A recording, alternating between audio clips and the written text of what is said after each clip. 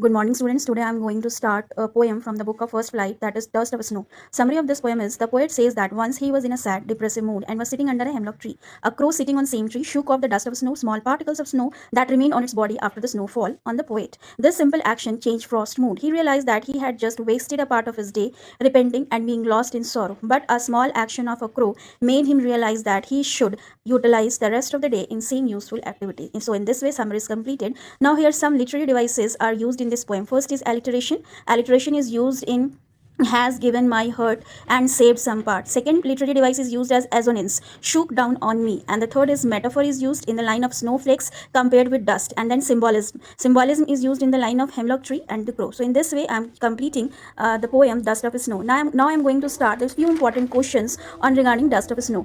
First question is, what was the reaction of the poet when the dust of snow fell on him? Answer is, normally people thought both crow and hemlock tree are auspicious. But when the dust of snow from hemlock tree fall on poet, he took it on in other way. He was depressed and sorrowful in the beginning of the poem, but the moment the crow shook the hemlock tree and dust of snow fell on him, he felt unburdened and relieved. Now question number 2 is, why does the poet feel that he has served some part of the day? Answer is, crow shook down the dust of snow on the poet. He felt relieved, but crow and hemlock tree are considered inauspicious. The falling of dust of snow from hemlock tree is a bad omen, but the poet took it in a positive way. He found himself relieved from sorrow after this incident. Now he could use his entire day in a fruitful way. Now the last question, that is long answer type question. Question number 1 is, good things come in small packages. How does the poem Dust of Snow illustrate this idea? So the answer is, in the poem, the feeling of dust of snow on the poet when a crow, a profound reaction. It arouses feelings about the greatness of nature, illustrating the nature is the bedrock of human responses.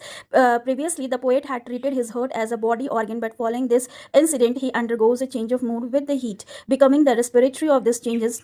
He realizes that human beings are rooted to the earth and linked to even the ordinary things like a crow, hemlock tree, or a drop of snow. The commonplace argues of happiness, thereby proving that good things are to shout in small packages and seemingly inconsequential ways. I hope in this way this short poem is completed and all of you understand it. So I hope you like this session. So share, like, and subscribe it. Thank you.